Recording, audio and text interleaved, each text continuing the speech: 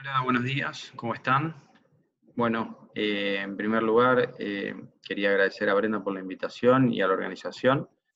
Les deseo unas lindas jornadas. Eh, Pido disculpas por no poder estar en vivo en este momento. En este momento es una charla grabada. Eh, y seguramente no podré estar para el momento de la moderación o de las preguntas, así que acá les voy a dejar las vías de comunicación que suelo utilizar, el mail o el Instagram. Cualquier duda, consulta, sugerencia o que no estén de acuerdo o quieran intercambiar información, les dejo acá las vías de comunicación que suelo usar, en algún momento siempre contesto. Así que bueno, agradecer a la gente de la universidad por esto y les deseo lo mejor en las jornadas. La idea es hablar de lo que suelo usar en las giras, en pretemporadas, en rehabilitación de lesiones en el tenis. Entonces yo lo que hice fue dividirlo en 3 etapas. Vamos a poner esto por acá. Como para ir desarrollando algunas de estas cuestiones y algunos aspectos kinésicos que solemos usar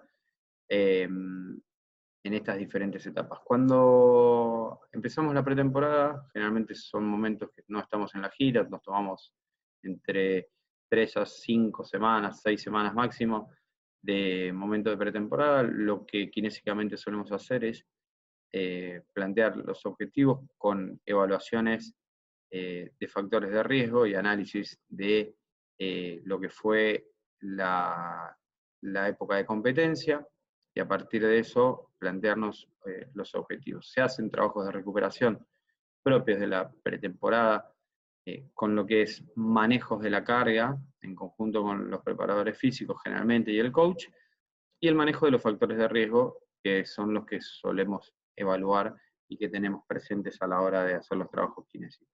Y lo que son los trabajos de recuperación de las lesiones propiamente o de dolencias. Tenemos que entender que estos deportistas de alto rendimiento conviven todo el tiempo con dolores, con molestias, arrastran alguna lesión.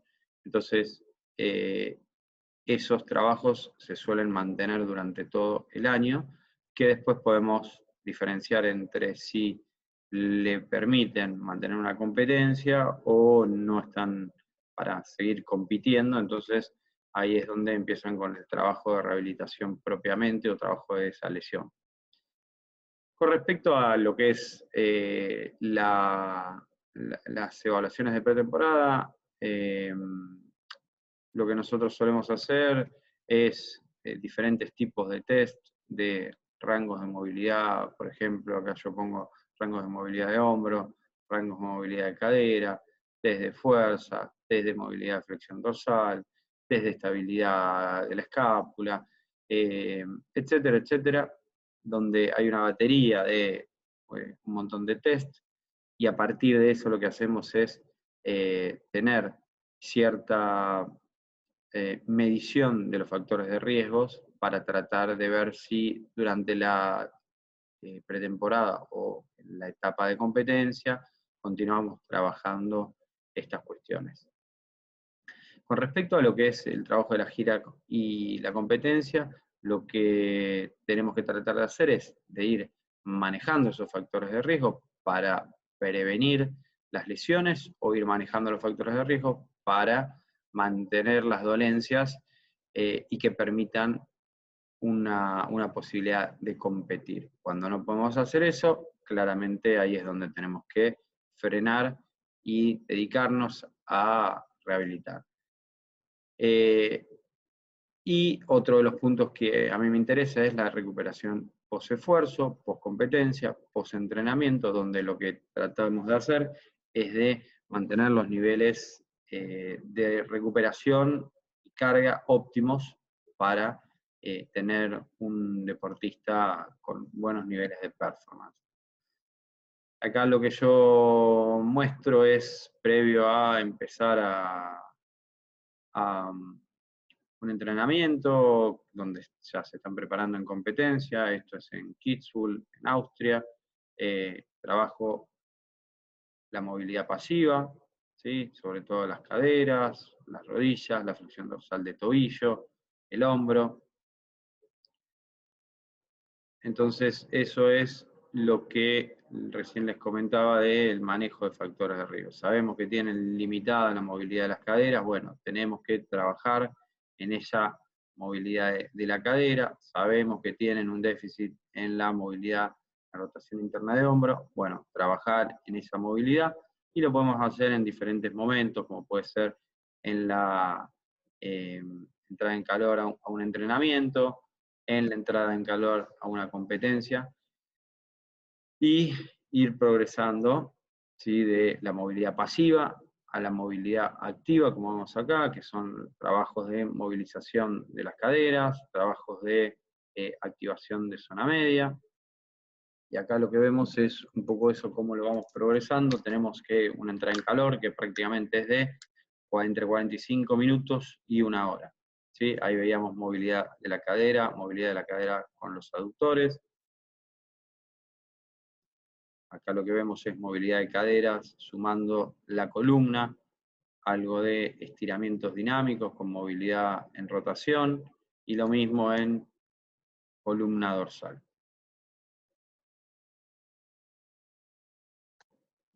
Acá probablemente me haya salteado una parte, pero bueno, vemos algunos ejercicios de hombros, de activación de hombro, ¿sí? De estabilidad escapular, de rotadores externos, y acá lo que vemos es una técnica un poco más específica, que es una técnica que es BFR, que es restricción de flujo, que en Guido lo solemos usar para, tengo que sacar el volumen acá, lo solemos usar para mejorar los niveles de fuerza de su pierna izquierda y como técnica analgésica de la rodilla. Él tiene un síndrome femoropatelar, entonces de esta manera lo que hacemos es trabajar con esa técnica en diferentes formas, después podemos especificarlo un poco más, pero trabajamos, esto es pre-entrada en calor de partido o de entrenamiento. Entonces, ¿por qué recuperar? Sabemos que cuando entrenamos, cuando competimos y demás, acumulamos fatiga, y por otro lado tenemos un daño en el músculo. O sea, tenemos dos conceptos, la fatiga y el DOMS. Entonces, nosotros tenemos que tratar de recuperar post-esfuerzo para mantener esos niveles lo mejores posible entre carga y recuperación. Obviamente que si nosotros tenemos un deportista mejor entrenado, probablemente necesite cada vez menos trabajos de recuperación, ¿sí? Lo que nosotros tenemos que tener en cuenta es que tenemos el tipo de deportista, el tipo de deporte y conceptos propios del problema que tenemos que conocer. A partir de eso, cuál es la estrategia o el problema que nosotros tenemos y cuál es la estrategia que vamos a utilizar para la recuperación. ¿Sí? Sabemos que la alimentación, el descanso y el propio entrenamiento son partes de la recuperación. Si nosotros tenemos un deportista mal entrenado, mal dormido, mal comido, probablemente se recupere en peores condiciones que alguien que lo hace de mejor manera. Y esto es un poco lo que decía antes, si nosotros cuando hablaba de los factores de riesgos en pretemporada, nosotros tenemos que saber que si tenemos un deportista que entrena bien y que viene entrenando hace tiempo con cargas de trabajo, lo que se denomina cargas de trabajo crónicas, ya con un piso de esa carga alto, probablemente ir aumentando esa carga aguda con trabajos de mucha carga, pero que tiene una buena base de trabajo crónico, no va a tener tantos problemas si ese deportista viene con poco trabajo crónico y empieza a trabajar con cargas altas, y entonces ahí es donde se producen los picos de carga aguda, y es ahí donde entramos en zonas rojas, donde la relación entre lo agudo y lo crónico es mayor de lo que la capacidad de ese tejido, de ese paciente o ese deportista es posible de mantenerlo. Entonces ahí es donde empiezan a aparecer las lesiones. Nosotros tenemos formas de evaluar esto, sí, algunas formas de evaluarlo es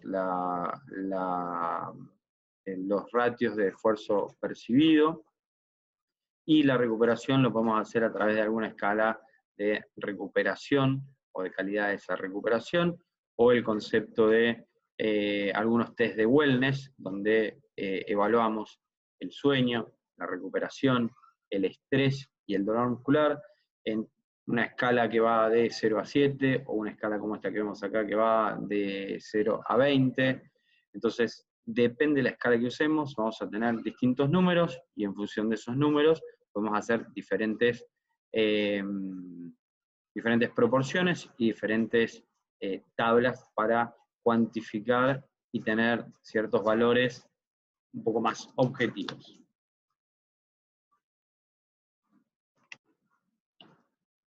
Entonces, ¿para qué usamos estrategias de recuperación, como yo les decía? Para tratar de mantener ese equilibrio, para mejorar los niveles de fatiga y los DOMS, y para tratar de mantener una buena performance o entrenamientos de buena intensidad de nuestros deportistas. ¿Qué herramientas kinésicas tenemos? Bueno, tenemos un montón. La realidad es que desde el ejercicio activo, el rodillo, el masaje, etcétera, etcétera, lo que tenemos que tratar de tener nosotros es la mejor evidencia de esas herramientas usadas y plantearlo desde el contexto que nosotros estamos utilizando y el deporte que estamos utilizando. Si estamos en Santiago del Estero con 40 grados, no vamos a usar baños de contraste porque es difícil encontrar lugares de agua caliente y agua fría, y además no vamos a meter deportistas que terminan de entrenar 2 horas, 2 horas y media, 3 en una pretemporada, a meterlos en baños de agua caliente. Entonces, tenemos que tener en cuenta eso. Probablemente sea mejor hacer baños de crioterapia. Ahora, si no encontramos hielo, no tenemos, bueno, y tenemos las termas cerca, lo metemos en las termas. Entonces, estas herramientas kinésicas tienen que estar pensadas dentro del contexto y cuál es nuestra situación en ese momento. La recuperación activa sabemos que es una de las herramientas más efectivas para la recuperación de nuestros deportistas, porque mejora un montón de estos parámetros, por lo cual todas nuestras estrategias pasivas tienen que ir de la mano de este tipo de recuperación. Como es un ejemplo, terminamos de entrenar, terminamos de jugar, bicicleta 12, 15 minutos, un trabajo en la cinta de 10 o 12 minutos, y a partir de ahí vamos a hacer trabajos, por ejemplo, de crioterapia, trabajos de movilización o elongación si quieren, si es que el deportista, por su educación y por sus costumbres y por sus creencias, considera que la elongación le da cierta sensación de recuperación, y después un masaje puede ser una estrategia de recuperación. Entonces, todo eso, una vez que terminó la competencia o el entrenamiento, son diferentes modalidades de recuperación que yo suelo usar desde que termina el partido o desde que termina el entrenamiento. Aproximadamente tenemos 1 hora y media más o 1 hora de trabajo de recuperación.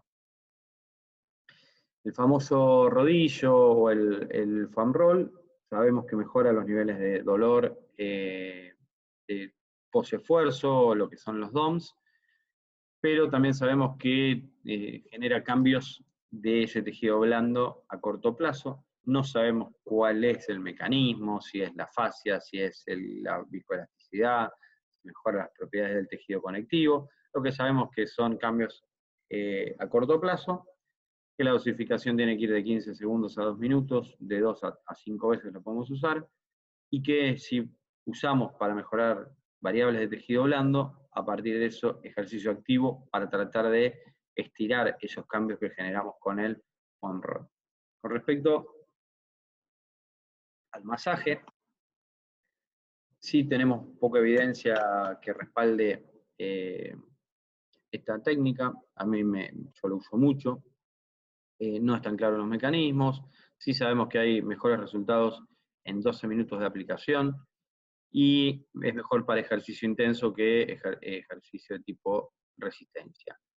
Aparentemente hay sí cambios a nivel de la percepción del deportista en el DOMS, en el proceso de inflamación muscular, y puede llegar a generar un cambio en la creatinquinasa en los niveles que se encuentran, pero no es efectivo a nivel de otras variables. Acá lo que vemos es que en algunos trabajos se ve cómo en los grupos de masaje mejora una variable objetiva como la creatinquinasa en el cuadro que es a la derecha, y aparentemente la fuerza en el grupo de la izquierda. Tenemos que seguir encontrando algunos trabajos de mejor calidad como para saber si esto es así. Y acá tenemos algunos mecanismos posibles de, del uso y beneficio del masaje. Se los dejo acá, después lo pueden ver. Esto es un poco para que vean lo que yo les decía. Una vez que terminamos de entrenar, hacemos la parte activa, la crioterapia, la movilización, los masajes, ¿sí? donde sabemos que nuestro deportista requiere o necesita un poco más y necesita esa percepción quizás de recuperación, percepción digo desde un aspecto subjetivo que dice, sí, me siento mejor, tengo el asiento más descansado, tengo esa zona más recuperada, etcétera, etcétera. Y entonces acá lo que vemos es el trabajo de hombro, mucho trabajo de la cadera, trabajo de columna, trabajo la parte muscular, gemelos, popliteo, etc. Con respecto a la crioterapia y los baños de contraste, sabemos que mejora el metabolismo, mejora el proceso inflamatorio, genera un proceso o una sensación de analgesia y mejora el DOMS.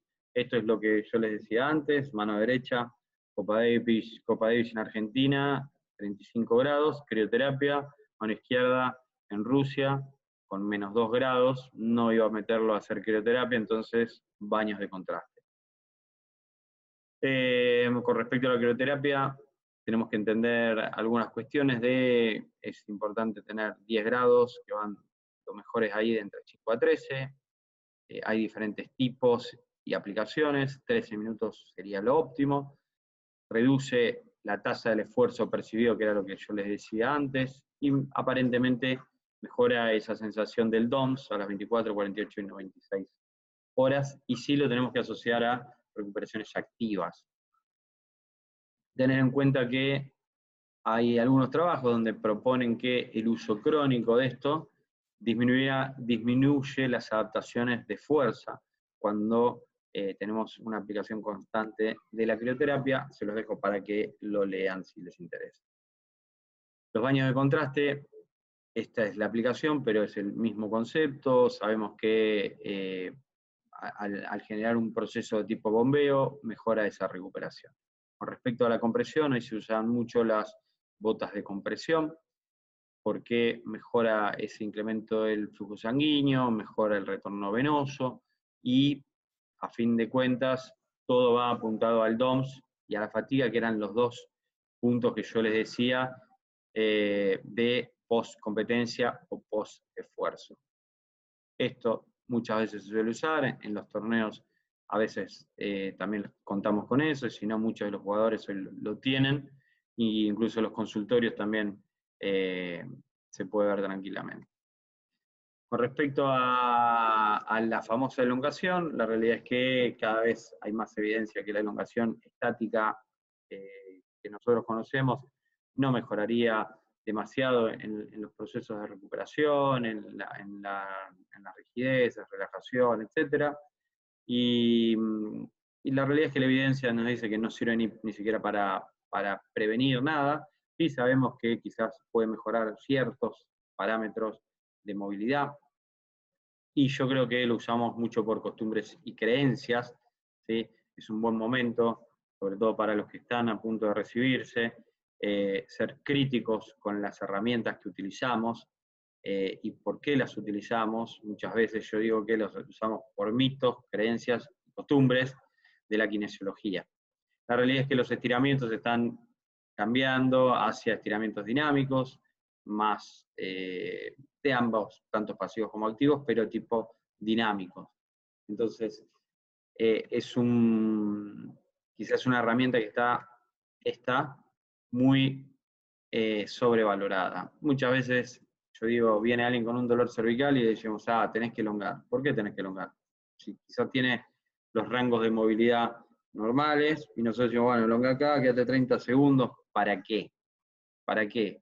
¿Por qué una elongación le va a sacar un dolor a un dolor mecánico no específico de una cervicalgia, por ejemplo, ¿no? O tiene una lumbalgia mecánica no específico, lo tiramos para elongar los isquiotibiales. El problema es el isquiotibial, el problema es que no tiene estabilidad, no tiene fuerza en la zona media, tiene una limitación en la movilidad de la cadera. Entonces, salgamos un poco de esos conceptos y quizás evaluemos y después apliquemos herramientas que tengan un poco más de evidencia y esa evidencia respalde nuestro tratamiento. Con respecto a la rehabilitación y la lesión propiamente, bueno, tenemos que entender que tenemos que trabajar de manera interdisciplinaria con los profes, con los coaches, y es importante arrancar de una evaluación. Hay que tratar de mantener en estos deportistas las capacidades funcionales lo más que podamos, a partir de un manejo dinámico, de tenerlo en cancha, con estrategias de progresión. O sea, no es que, bueno, más o menos, bueno, vamos por esto, bueno, más o menos vamos por esto. No, mejoró la fuerza, vamos por esto, mejoró tal evaluación, hacemos esto, mejoró, y con estrategias o criterios claros de progresión, como así criterios de retorno deportivos claros. Cuando hablamos en el tenis de un poco qué es lo que tenemos en cuanto a las lesiones, sabemos que cadera, rodilla, hombro, codo y muñeca,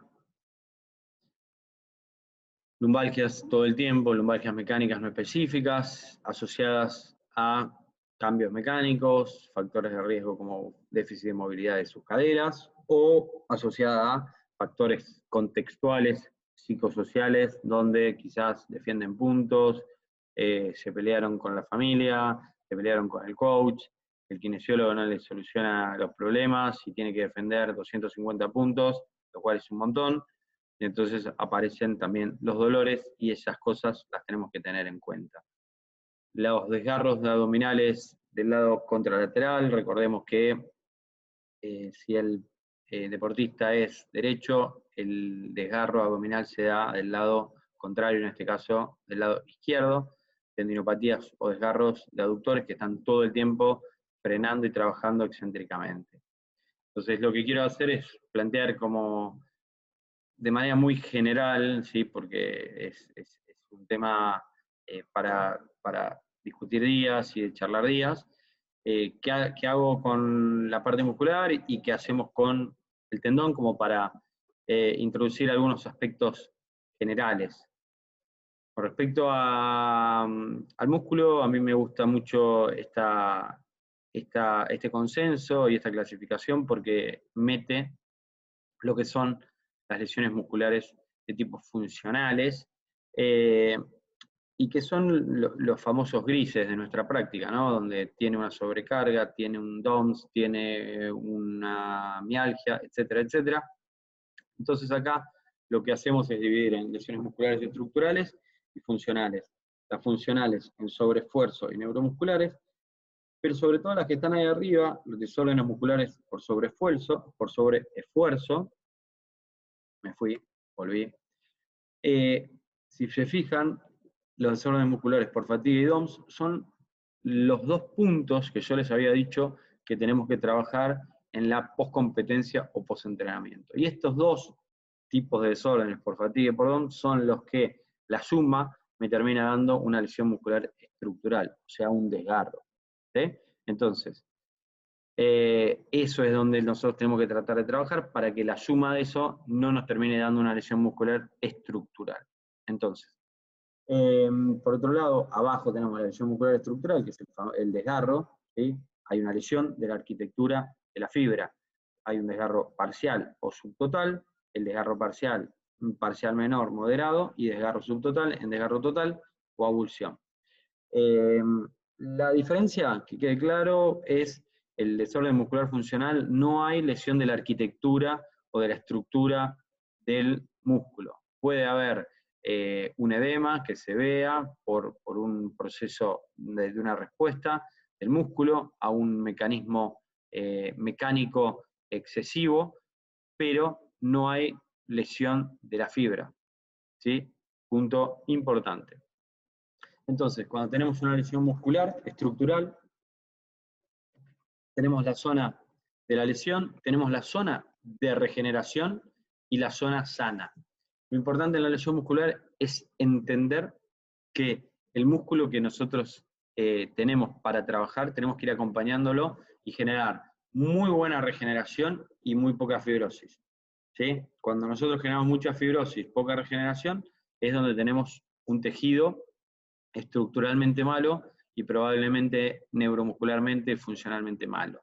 Entonces, tenemos que entender que lo tenemos que mover rápidamente, ¿sí? Rápidamente significa en el minuto 1, en el minuto 0, tómenlo como quieran, a las 24 o 48 horas, pero lo tenemos que mover rápidamente para generar mejores condiciones mecánicas, ¿sí? Acá vemos un hematoma ordenado, una estructura organizada y ordenada, cuando acá vemos que la inmovilización nos genera más hematoma, más gap, un tejido desestructurado, desorganizado, ¿sí? Y acá lo mismo. La movilización me genera mayor vascularización que la inmovilización. Entonces, la movilización, al mejorar la vascularización, lo que hace es, llegan más células satélites. Llegan más células satélites, mejor regeneración de ese tejido. Menos fibrosis también. Entonces, lo que tenemos es la lesión, por proliferación llegan las células satélites, esas células satélites se anclan a la zona de la lesión, y a partir de ahí empiezan a encadenarse, a madurar y tener un tejido nuevo de regeneración. Entonces, es muy sencillo en cuanto a que a partir de una lesión, una necrosis, un proceso inflamatorio, nosotros tenemos que generar esta regeneración con una célula muscular nueva y una mínima fibrosis, ¿sí? Que vamos a tener. Cuando nosotros esperamos demasiado tiempo, no le damos ejercicio, no movilizamos y demás, probablemente tengamos mayor cantidad de fibrosis y menos regeneración muscular. Por eso, el objetivo debería apuntar en la lesión muscular a disminuir la inflamación, a generar una movilización precoz que sabemos que mejora la estructura y la función, favorecer esa regeneración, evitar esa fibrosis excesiva y esa cicatriz que tenemos que sea lo más flexible, resistente y funcional. Recuperar el rango de movimiento, o sea, la movilidad normal de ese músculo, pero también la función neuromuscular. ¿Por qué? Porque nosotros tenemos una estructura que después de, supónganse 3 semanas, pegó y quedó y tenemos un músculo normal, pero nosotros tenemos que saber que ese músculo y esa función neuromuscular se deterioró. La función, la fuerza excéntrica, la fuerza concéntrica, pero sobre todo la fuerza excéntrica, el reclutamiento, la fuerza de resistencia, la sincronización de esas unidades motoras está deteriorada. Entonces, si nosotros dejamos 3 semanas un desgarro muscular, probablemente a las 3 semanas veamos una estructura que consolidó, pero la función muscular no está recuperada y eso es un factor de riesgo para volver a tener otra lesión muscular. Con respecto al tendón, lo único que me interesa que yo suelo aplicar es el modelo del continuo, y ese modelo del continuo básicamente nos dice que si tenemos un tendón normal, lo cargamos correctamente, se adapta, y tenemos un tendón fuerte y nos mantenemos en ese círculo. Y nosotros, ese tendón normal, lo asociamos a factores de riesgo, déficit de movilidad, déficit de fuerza, etcétera, etcétera, etcétera, y lo cargamos, esa carga dentro de esa web de determinantes de factores de riesgo, lo que hace es detonar y generar una tendinopatía reactiva. Esa tendinopatía reactiva, si continúo con los factores de riesgo, carga y demás, paso a un proceso de tendón deteriorado, y si continúo paso a la etapa de tendinopatía degenerativa. Más abajo nos vamos, más difícil es volver a hacia un tendón normal. ¿Sí? Entonces, nosotros podemos tener un tendón en cualquiera de estos estadios que yo les decía, un tendón normal, reactivo, deteriorado o degenerativo, y además tenemos que saber cómo está la función y cómo está el dolor de ese tendón. Estos tres conceptos, dolor, función y estructura, es importante a la hora de abordar una tendinopatía. Y tener en cuenta lo siguiente, los cambios estructurales lo vamos a tener en personas normales y en deportistas. Los cambios estructurales no son la tendinopatía, ¿sí? Nosotros tenemos una tendinopatía a partir de una alteración de la función y el dolor. El paciente dice, no me puedo poner en punta de pie, me duele el tendón de Aquiles, ahí es donde aparece la tendinopatía. Los cambios estructurales que tiene probablemente vengan de años, y probablemente no lo cambiemos, ¿sí? El concepto de mecanotransducción, que ahora vamos a ver, lo tenemos que tener en cuenta, pero vamos a generar cambios a partir del sistema nervioso central y la plasticidad de ese tendón. Entonces, el tendón normal, a partir de la carga alta o la baja carga, genera cambios en la función y en la estructura. Nosotros, a partir de la mecanotransducción, lo que yo les decía, podemos generar cambios a partir de una carga externa, una carga mecánica, generar transmisión de factores de crecimiento y demás, que es el concepto de mecanotransducción, y a partir de eso empezar a generar cambios estructurales, por ejemplo, colágeno, por ejemplo, menos neovascularización, por ejemplo, cambios estructurales. Entonces, ¿cómo lo vamos a hacer esa carga mecánica? A través del ejercicio y una correcta dosificación y prescripción del ejercicio. En el tendón, el trabajo excéntrico, el trabajo de HSR o Heavy Slow Resistance, o trabajo de carga pesada lenta, el HLS o High Load Strength, el que es trabajo de de fuerza alta, y los isométricos y los pliométricos. Por otro lado, en el músculo tenemos que apuntar al trabajo excéntrico, ¿sí? Generalmente es hacia donde se lesiona, barra isométrico, porque hoy en día lo están dudando ciertos investigadores, pero tenemos que apuntar hacia eso. Tener en cuenta cuando hablamos de tendón, las cargas. Si está con alguna tendinopatía reactiva, va a haber que modificar las cargas, disminuir la frecuencia de entrenamiento del gimnasio de esa carga que le está generando una reactividad, menos duración del estímulo implicado y del entrenamiento implicado de ese tendón, por ejemplo, saltos, por ejemplo, cuestas, por ejemplo, saques. Entonces, depende del tendón que estemos hablando, vamos a tener menos duración de ese estímulo implicado. Puede usar otra cosa, otro ejercicio, puede hacer otras actividades para mantener las capacidades, sí. Y menos cargas compresivas específicas si es una tendinopatía compresiva, ¿sí? Hoy sabemos que tenemos tendinopatías del cuerpo del tendón y tendinopatías compresivas. ¿Cuál sería el tratamiento? Tratar de tener una disminución de ese dolor con ejercicios desde el minuto cero, el cumplimiento del deportista, estrategias de carga efectiva, que esa es la clave, y la selección de esos ejercicios para tener una carga efectiva. Todo eso para mejorar la capacidad del tendón barra músculo a la carga. Eso es nuestro tratamiento. No tratamientos pasivos, no pasarle el ultrasonido, no tiene evidencia, no ponerle el magneto 50 minutos, 1 hora, 10 horas, no darle reposo porque tiene dolor. El dolor igual a reposo o el dolor igual a inflamación no va más. En el tendón no hay inflamación, hay un proceso reactivo. Entonces tenemos que salir de ciertas creencias que manejamos para avanzar de otra manera. Entonces, esto es lo que tenemos que hacer en el tendón, ir recuperando la capacidad de ese tendón para que al final de esa escalera nosotros tenemos la capacidad que necesitamos, que es básicamente que el tendón agarre energía y la devuelva, la transfiera.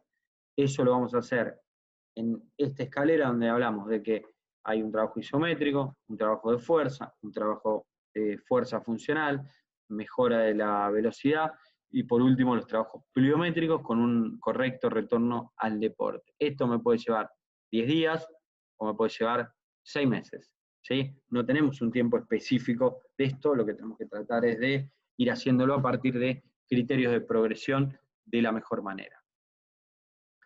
Entonces, esto es un poco lo que les decía, tenemos que tratar de mejorar la capacidad de carga de ese tejido, en este caso el tendón, a partir de carga, recuperación, va mejorando la capacidad del tejido. Como conclusión, les quiero dejar quizás la diferencia entre el tendón y el músculo. En otro momento podemos hablar o hacer charlas sobre esto. Por un lado, el tendón, donde vamos a tratar el tendón, la cadena cinética y los factores de riesgo, si corresponde fisioterapia o técnicas manuales, prescribir ejercicio del minuto cero, mejorar tanto la fuerza como el control motor. Recuerden el concepto que les decía de mecanotraducción y el concepto de TNT o neuroplasticidad del tendón o entrenamiento de neuroplasticidad del tendón. Los cambios van por ahí, por el sistema nervioso. Tener en cuenta los isométricos por analgesia desde el minuto cero y cargar con todos los ejercicios o tipos de contracciones que hablábamos, que yo les mencionaba, dosificando con la clínica de ese tendón. Por otro lado del músculo, tratar el componente estructural y la función neuromuscular. Aplicar fisioterapia y técnica si corresponde, movilizar precozmente, dinámicamente y dosificar con la clínica todo el tiempo, ir detrás de esa clínica avanzando día a día. Usar algoritmos de trabajo en funciones de fase, o sea, criterios de progresión claros. Mejoró la función de la zona media, pasamos a esto. Mejoró la fuerza, pasamos a esto. Mejoró la fuerza, hizo tantas repeticiones de esto, pasamos a esto. Y tener en cuenta que la lesión muscular es multifactorial, por eso la abordamos multifactorialmente. Por eso trabajamos el glúteo mayor, sinergista, con el isquiotibial, la zona media, glúteo mayor, la fuerza de resistencia, la fatiga, la lesión previa, etc. Recordar el concepto de multifactorial para abordar la lesión muscular. Desde ya, muchas gracias por escucharme, gracias nuevamente a la organización de la universidad y a Brenda, y acá nuevamente les dejo los canales de comunicación para lo que necesiten, y bueno, les deseo lo mejor en las jornadas, así que muchas gracias.